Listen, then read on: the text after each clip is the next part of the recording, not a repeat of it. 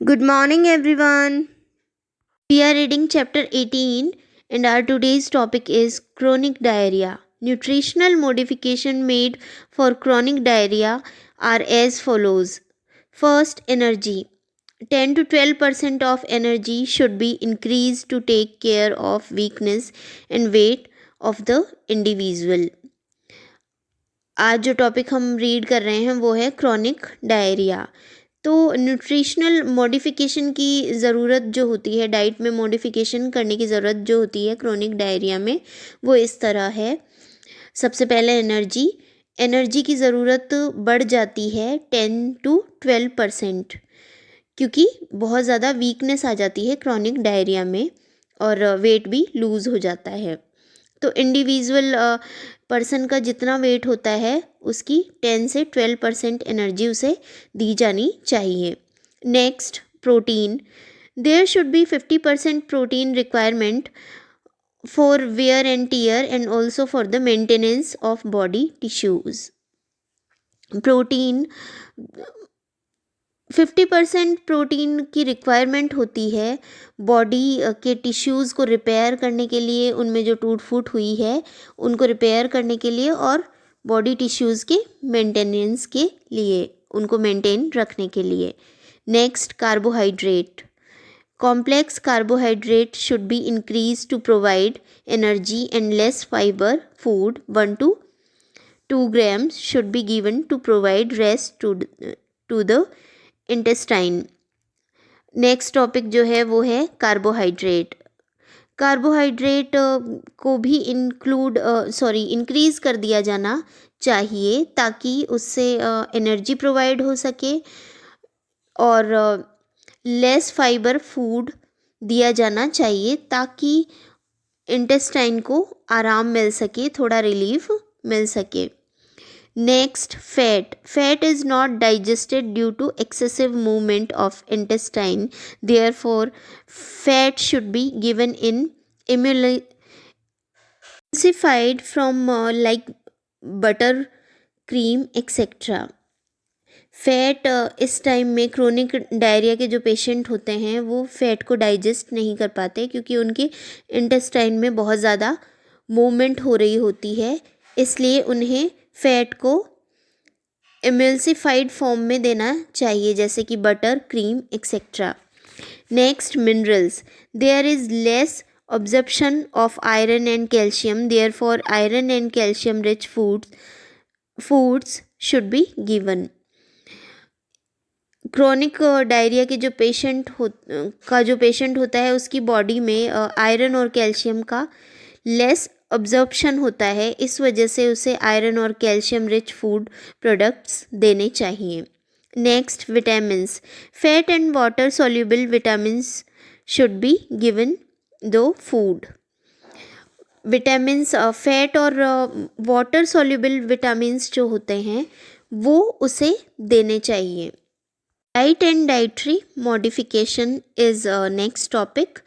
Food which is soft, bland, less fiber, easily digestible with low fat should be given.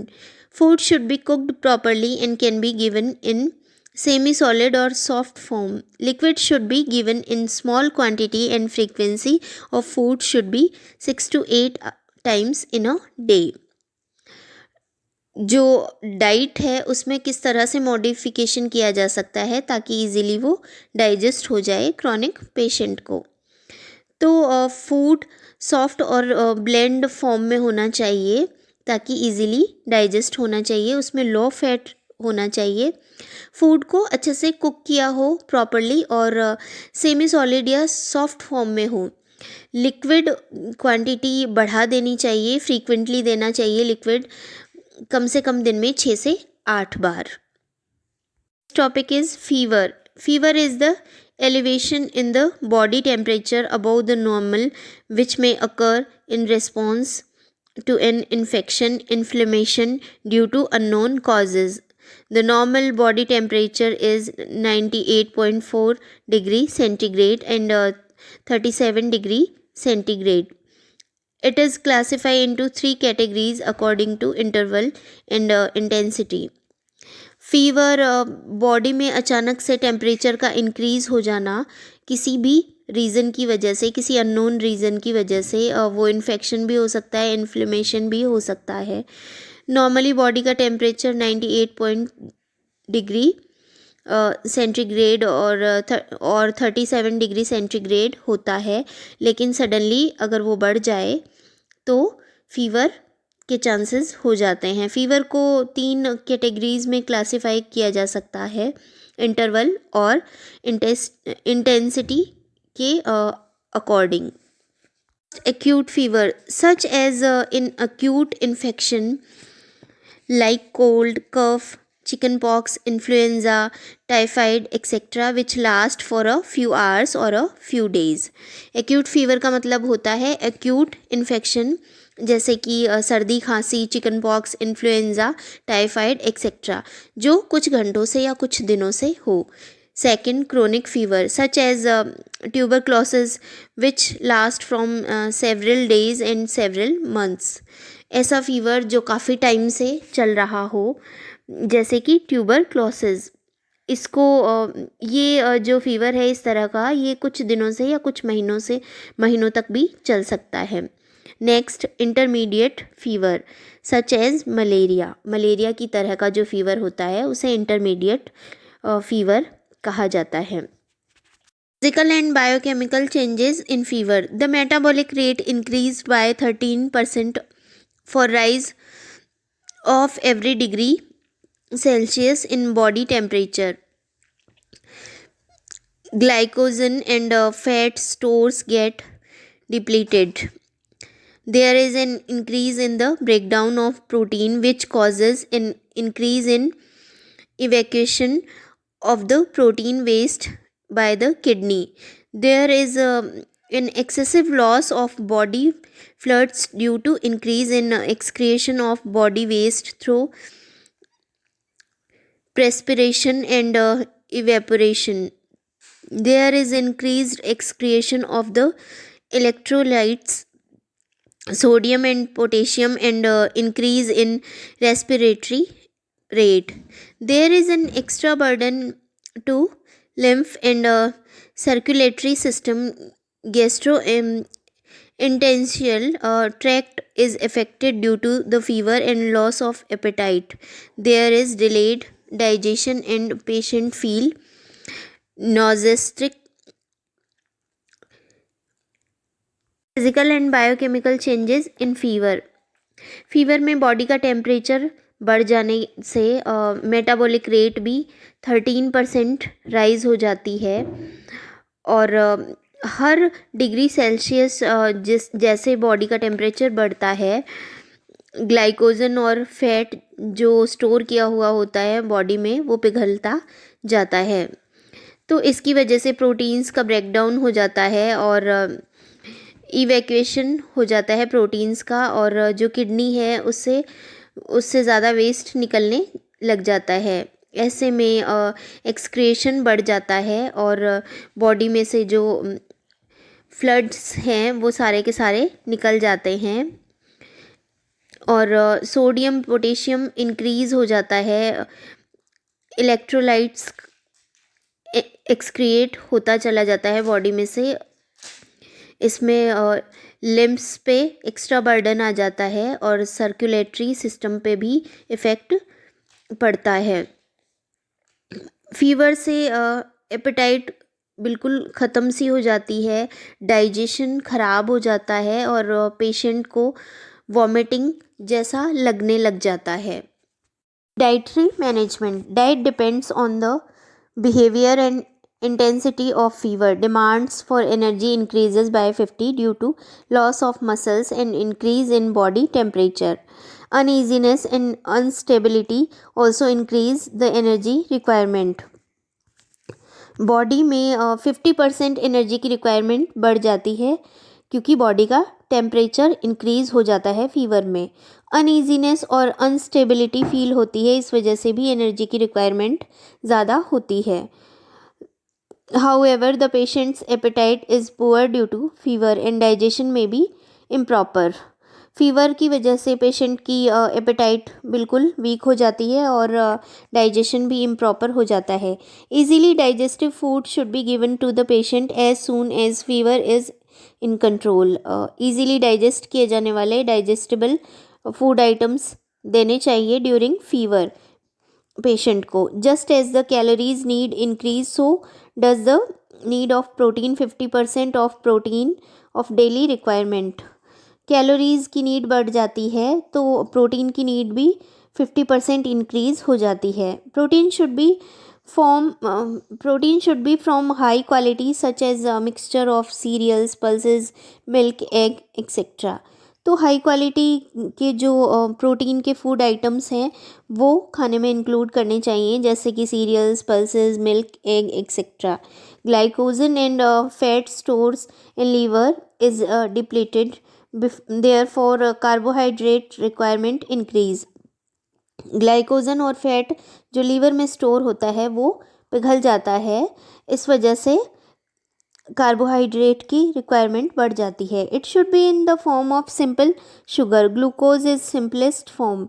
तो इसको simple sugar की form में या glucose की form में देना चाहिए। इट गेट ऑब्जर्व रैपिडली, और ये जल्दी से ऑब्जर्व हो जाएगा। It reached every cell and provide instant energy, और ये हर सेल तक पहुंचेगा और इंस्टेंट एनर्जी प्रोवाइड करेगा। Therefore glucose should be given at 2 hours interval for energy, और ऐसे में ग्लूकोज हर 2 घंटे में देना चाहिए। When patient is able to digest, ताकि पेशेंट इजीली उसको डाइजेस्ट कर सके। Food properly, then emulsified fat like cream, milk, butter should be given as the easily digested.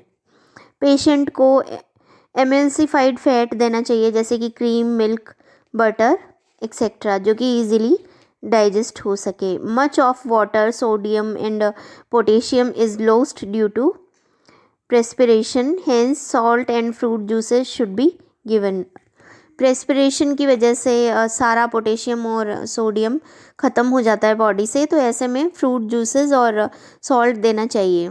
Fever increases the demand of vitamin A, C and B complexes as per chlorine requirement. Fever में vitamin A, C, B complex और chlorine और calorie की requirement बढ़ जाती है। Therefore sprouts, fermented and complete protein, cereals and pulses should be included in diet. 2.5 to 5 liter of water should be taken to replenish excessive loss of water through perspiration and urine. 2.5 से 5 litre extra water replenish करना चाहिए, ताकि जो urine के through पानी निकला है उसकी नीड पूरी हो सके। Water should be given in the form of beverage like barley water, fruit juices, soup, glucose water, milk etcetera. और पानी बेवरेजेस की फॉर्म में देना चाहिए, जैसे barley water, fruit juices, soup, glucose etcetera. Points to be noted while meal planning. Diet should be high in energy, protein, low fat, fresh and easily digestible food. Diet high energy provide करने वाली, protein, low fat, fresh और easily digestible होनी चाहिए। Second, liquid diet should be given more, for example glucose water, fruit juices, rice and barley water, vegetables and dal soup. Liquid diet ज़्यादा देनी चाहिए, जैसे glucose water, fruit juices, rice and barley water, vegetables and dal soup. Third, diet should be according to patient's choices, nutritious and full of nutrition. Diet patient की choice के according nutritious और full of nutrition होनी चाहिए। Next, semi solid and solid food should B introduced as patients recover, for example porridge, chapati, bottle gourd, vegetable etc. Normal food should be given after recovering. Patient को semi solid या solid food items देने चाहिए, जैसे porridge, चपाती और लौकी की सब्जी। इसके अलावा नॉर्मल जो फूड आइटम्स हैं वो उसे रिकवर होने के बाद देने चाहिए। Next, small and frequency of feed should be 2-3 hours. छोटी छोटी क्वांटिटी में फूड आइटम्स देने चाहिए फ्रीक्वेंटली, और ये 2-3 घंटे बाद रिपीट होना चाहिए। Next, food containing spices, fried food and roughage should be avoided. ज़्यादा स्पाइसी फ्राइड फूड, रफेज वाले फूड अवॉइड करने चाहिए। Food should be according to season and palatable. Food items season के अकॉर्डिंग और प्लेटेबल होने चाहिए। And the last point, regular checkup from doctor is must along with dietary management। और dietary management के साथ साथ डॉक्टर से पेशेंट का रेगुलर चेकअप भी करवाना चाहिए। तो हमारा ये चैप्टर यहीं ख़त्म होता है। हम न्यू चैप्टर न्यू वीडियो में स्टार्ट करेंगे। That's all for today.